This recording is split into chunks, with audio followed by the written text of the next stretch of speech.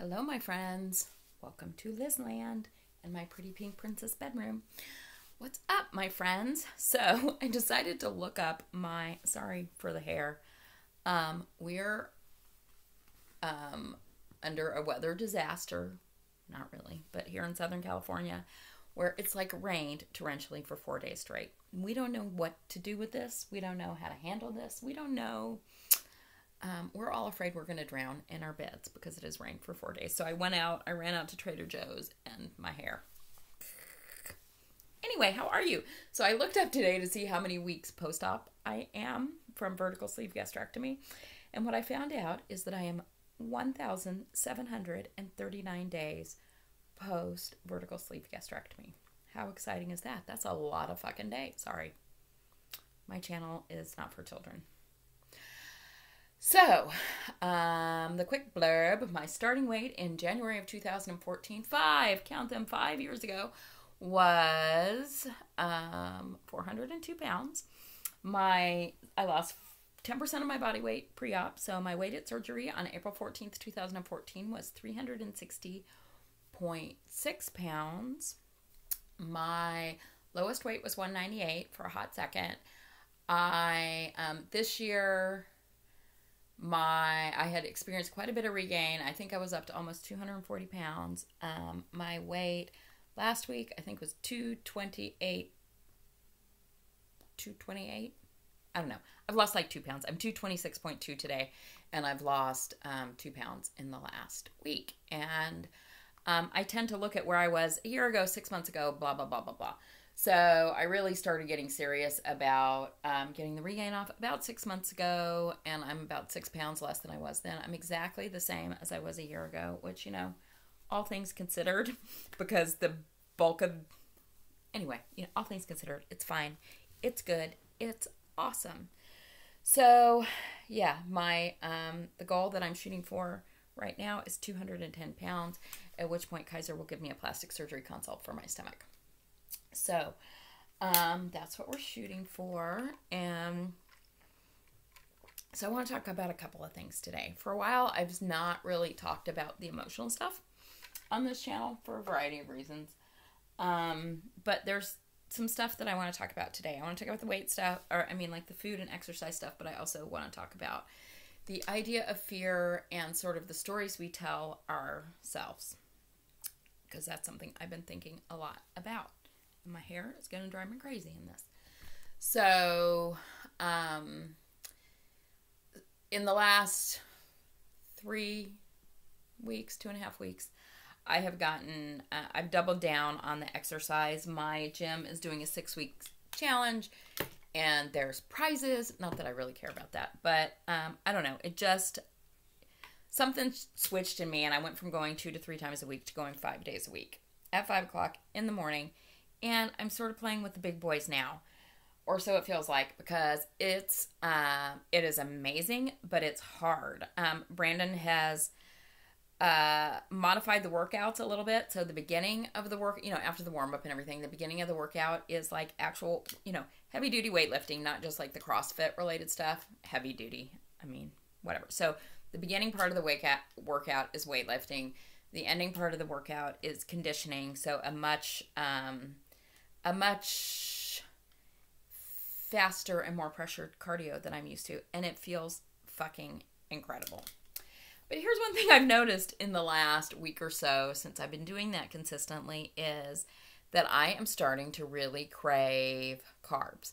Not, ice cream and cookie carbs, but sweet potato carbs, an orange, whole food carbs. And I've been thinking about it a lot. I've been testing my blood sugar, my blood glucose, a lot to see what my reactions are to certain foods. Because, insulin reaction is one of the biggest factors, I think, in our weight gain. And so it has been very interesting to test my glucose regularly throughout the day and see how I respond to things. So I decided I really believe in sort of listening to my body. And it's one thing if my body's telling me to drink, bourbon and eat ice cream. It's another thing if my body is telling me that it wants a sweet potato or a banana or an orange. And I really feel like we do a disservice when we shut down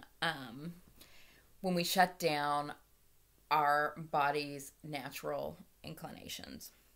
So I'm going to drop off the keto bandwagon for a little bit and do a test to see how my body works with intermittent fasting and, staying whole foods and eating responsibly, but not strictly managing my carbs or artificially inflating my fat above what I would normally eat. So we're going to see how that goes. So today was the first day. I did a 16-hour fast, and surprisingly, my keto, or maybe not, I don't know. My ketones were higher than they've been these past couple weeks today. And I had been fasting 12 hours. I mean, pretty much. I mean, I would go to bed and I wouldn't eat for another 12 hours. But my ketones were at their highest level that they have been. And my blood glucose immediately was high, which seems really weird. And I'm going to have to figure out why that is. But the higher my ketones are, my blood sugar is a little higher. So that was weird. But I had lunch that was a quarter cup of rice, 3 turkey meatballs. In with the rice were carrots and onions and celery. It was fucking delicious. And my blood glucose actually went down from before the meal to after the meal. So, not significantly. Basically, there wasn't an insulin reaction. So what you do is you test your blood glucose before you eat, and then you test it an hour later, and that's going to tell you, sort of what your spike is. So I'm going to give this a shot. I'm going to listen to my body. I'm going to try intermittent fasting because what I do know is I can't graze. I don't want to eat throughout the whole day, and we'll see where we're at. So I'm just going to mix it up and try that. So how does that relate into the other things in my life? Well, there are 2 things that I've been thinking a lot lately. One is this idea of fear and the things that we are afraid of. And generally, I feel like I was feeling like I'm not afraid of that many things. There's not that many things that scare me. But when I really started to dive deep in it, I realized, well, I'm terrified of gaining weight back. I'm terrified of, all these things that I weren't really conscious to me, that although I don't talk about them a lot, I hear in other people a lot of time them talking about their fears. I'm afraid this is going to happen. I'm afraid of this. I'm afraid of this. I'm afraid of this. And I want to say, stop focusing on what you're afraid of, because y'all know, I believe that what you think about and you pay attention to, you create in your life. So I'm sort of thinking about that, about letting go of the fear, not irresponsibly. I am a strong believer in not being in denial, which is why I weigh every day, which is why I'm taking my blood glucose and ketones the way I am. I don't want to be in denial. But I also don't want to be afraid. And I see so many things on Instagram about people who've had weight loss surgery, doing diets. And I don't think of keto as a diet. So I'm not saying that. It's a lifestyle choice, but it's like all this restricting and trying, and we're trying to get, and we're doing the same thing that we've always done, which is this fear that where we are, where our body is not enough.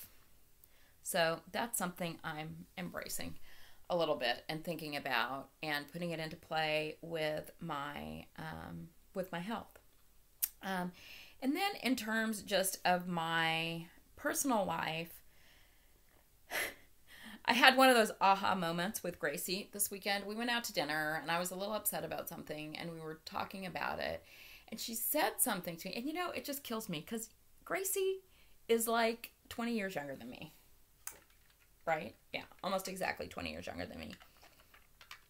But she is such an old and wise soul sometimes. And she said something to me that it seems like I should have known. And maybe I did know, but it never hit me the way it did. Not immediately when she said it, because I'd had a few cocktails and was all of the emotional. But as I thought about it over the next few days, what she said to me was, Elizabeth, you love people so well, and you don't ever ask for anything.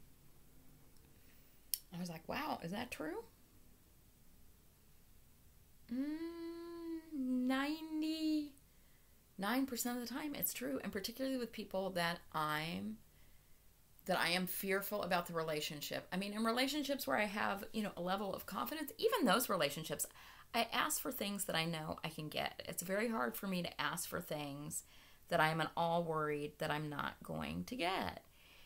And I just thought about that, and it's like, what is that about? That is all about fear. That is about fear of being rejected. That is about fear of, if people know what I really want from them and they don't want to give it to me, they can control me with that information, or they will look at me and, pity me or whatever. And it just like all of a sudden hit me that it's like, if I can't fucking claim what I want to people and ask for it, there is no way I will ever have it. And in so many areas of my life, I have done that. But they're mainly the areas that involve self-sufficiency and things that I can do on my own. So I think that's part of what this new chapter for me is about, is learning how to claim what I want, not be ashamed of it, not be afraid of it, not be so attached to the outcome. Because what's the worst thing that can happen? You can ask for something and somebody can say no.